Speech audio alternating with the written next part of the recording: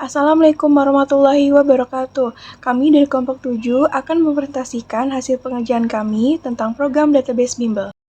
Database Bimbel Sigmaris adalah sebuah sistem basis data yang berisi informasi penting mengenai Bimbel Sigmarizi khusus untuk siswa-siswi SMA. Ruang lingkup untuk database ini adalah lingkungan sekitar bimbingan belajar Sigmaris Jakarta yang meliputi para staf, coach sebagai pengajar, serta siswa dan siswi yang berlangganan di Bimbel ini. Mengenai ERD-nya, di sini ada 27 tabel yang memiliki relasi ada one-to-many, dan many-to-many. Contohnya saja, antara tabel Bimbel account dengan tabel users itu memiliki hubungan one-to-one. Terus juga ada tabel coach dan class itu memiliki hubungan many-to-many.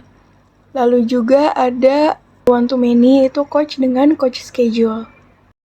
Entitas serta atribut. Yang pertama ada Bimbel account, berikut adalah atributnya. Pertama ada user ID, email, password, username, dan role. User ID sebagai foreign key, references users, email primary key, dan password sebagai unique key.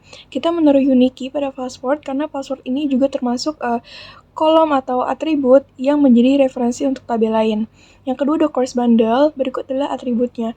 ID bundle, course fee atau harga paket, bundle name, package validity atau masa berlangsung si paket ini.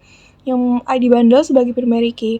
Yang ketiga ada tabel salary, berikut adalah atributnya. Ada salary ID, user ID, name, role, salary, bank account, dan phone.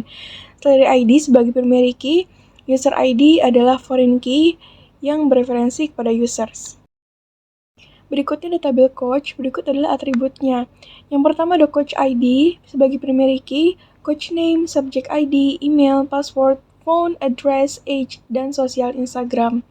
Subject ID sebagai foreign key yang bereferensi kepada subjek, email sebagai foreign key dari Bimbel account, dan password sebagai foreign key yang bereferensi kepada Bimbel account. Yang selanjutnya ada users, berikut adalah atributnya. Yang pertama user ID, email, password, name, gender, phone, dan address. User ID sebagai primary key, email sebagai foreign key yang bereferensi kepada Bimbel account, password itu sebagai foreign key yang bereferensi kepada Bimbel account. Selanjutnya ada tabel student, berikut adalah atributnya. Yang pertama ada student ID, student name, student gender, ID bundle, phone, address, parent name, class, dan yang terakhir ada academic year. Kita menaruh primary key kepada student ID dan juga foreign key yang bereferensi kepada course bundle di ID bundle. Selanjutnya ada payment, berikut adalah atributnya. Yang pertama ada payment ID sebagai primary key, yang kedua student name, yang ketiga student ID sebagai foreign key yang bereferensi kepada student, yang keempat ada payment date, yang terakhir adalah status. Selanjutnya ada tabel study schedule, berikut adalah atributnya. Schedule ID sebagai primary key, class, day, start time, end time, ID subject sebagai foreign key yang bereferensi dari subjek, yang terakhir adalah classroom. Tabel selanjutnya ada subjek, berikut adalah atributnya, terdiri dari ID subject sebagai primary key dan subject name. Selanjutnya ada specialization. Tabel ini adalah gabungan dari subjek dan coach. Jadi coach dan subjek itu berelasi many to many, sehingga kita bikin tabel baru yaitu specialization untuk menghubungkan kedua tabel tersebut.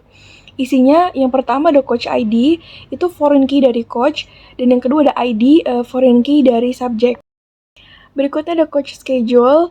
Atributnya yang pertama ada coach ID sebagai foreign key dari coach name, day, start time, dan end time. Lanjut ada coach class, ini adalah gabungan dari tabel coach dan class, sehingga membentuk relasi many to many, sehingga kita jadikan dalam satu tabel untuk menghubungkan kedua tabel tersebut. Yang pertama isinya tuh ada coach ID, itu foreign key dari coach, dan yang kedua ada class ID, itu foreign key dari class. Lanjut ada coach ratings, itu yang pertama ada user ID sebagai foreign key yang bereferensi kepada users, coach ID yang foreign key yang bereferensi kepada coach name, rating, dan rating date. Lalu ada staff attendance, atributnya yang pertama ada user ID, dia foreign key dari users, name, role, date, status, check-in, check-out, dan remarks. Lalu ada coach attendance, berikut adalah atributnya. Ada coach ID, itu foreign key dari coach name, day, status, check-in, dan check-out. Ada student attendance, Ini atributnya student ID, foreign key yang bereferensi kepada student name, date, status, check-in, check-out, class, academic year, remarks, dan create at. Lanjut ada staff schedule, ini atributnya ada name, role, day, start time, dan end time.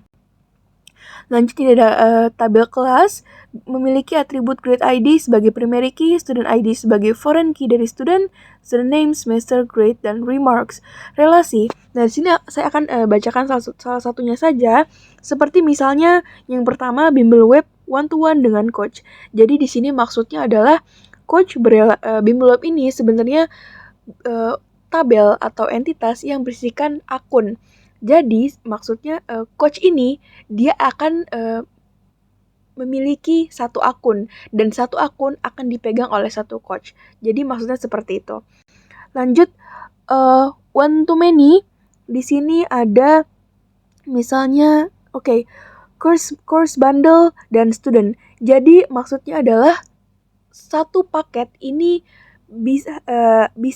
hanya bisa dimiliki oleh satu paket ini bisa banyak dimiliki oleh student. Jadi satu paket bisa dimiliki oleh banyak student dan satu student hanya bisa memiliki satu paket. Oke, lanjut ke many to many. Jadi dia ini maksudnya adalah satu coach bisa memegang banyak subjek atau banyak mata pelajaran dan satu mata pelajaran itu bisa dipegang oleh banyak coach. Lanjut ada normalisasi tabel, dia normalisasi coach schedule. Di sini ada tabel yang belum dinormalisasi. Kita lihat di sebelah kiri, di sini atribut day ini masih belum bersifat atomik karena datanya masih double. Senin, Selasa, Rabu, Kamis, Sabtu, Minggu.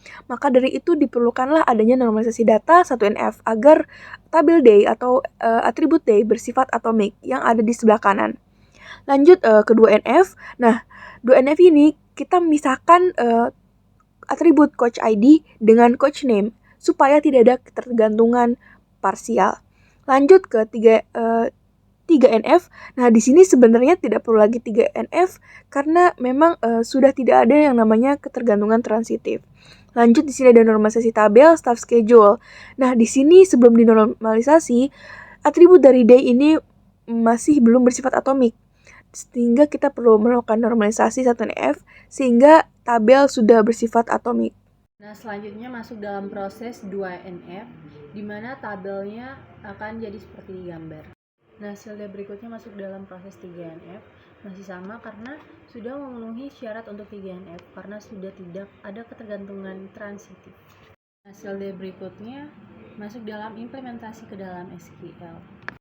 Next, pembuatan tabel.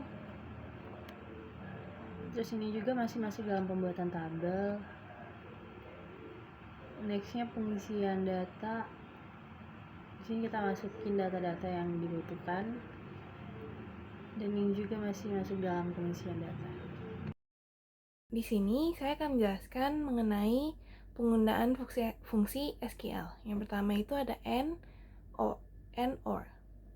Nah, di gambar pertama kalau misalnya kita mau mencari harga paket yang di atas 5 juta dan harga paket di atas 5 juta dan keaktifan paket yang sama dengan 12 bulan atau sama aja 1 tahun. Nanti akan terlihat hasilnya seperti di gambar pertama. Lalu yang digambar di bawah, yang kedua, itu fungsi or. Misalnya kita mau mencari role, nama dari salary, dan kira-kira nama siapa aja yang punya gaji 8 juta atau yang gajinya di bawah 5 juta. Lalu selanjutnya ada fungsi order by. Di gambar yang pertama itu fungsi order by yang descending. Jadi semisal kita mau mencari umur dari coachnya, tapi dari yang terbesar, dari yang tertua, lalu yang dari yang termuda. Selanjutnya yaitu di gambar kedua order by yang ascending, dimana kita ingin mencari nama student, address, sama kelas yang mereka masuki. Kita akan susun data tersebut dari alamatnya, yaitu dari abjad A ke Z. Lalu selanjutnya ada fungsi SQL join. Di gambar pertama itu salah satu contoh penggunaan cross join. Lalu di gambar kedua yaitu salah satu penggunaan left join pada database kami. Selanjutnya ada fungsi view. Yang pertama, kita membuat tabel view di mana ada nama coach, umur coachnya, dan kelas mana yang akan mereka ajak melalui ID-nya. Lalu yang di gambar kedua, tabel view-nya yaitu kita nama ini gaji, di mana kita bisa melihat nama coach-nya, terus gajinya dan juga alamatnya. Fungsi selanjutnya yaitu fungsi agregat. Di gambar pertama kita bisa, misalnya kita ingin mencari jumlah seluruh student yang ada di bimbel ini, kita bisa memakai fungsi count. Lalu selanjutnya itu fungsi max dan min, dimana kita misalnya ingin mencari harga termahal dalam paket di bimbel ini apa dan harga termurah dalam paket bimbel ini apa. Lalu ada fungsi trigger. Sini ada contohnya kami menggunakan trigger melalui tabel coach. Sekian presentasi dari kami. Mohon maaf apabila ada salah-salah kata. Terima kasih sudah menonton. Wassalamualaikum warahmatullahi wabarakatuh.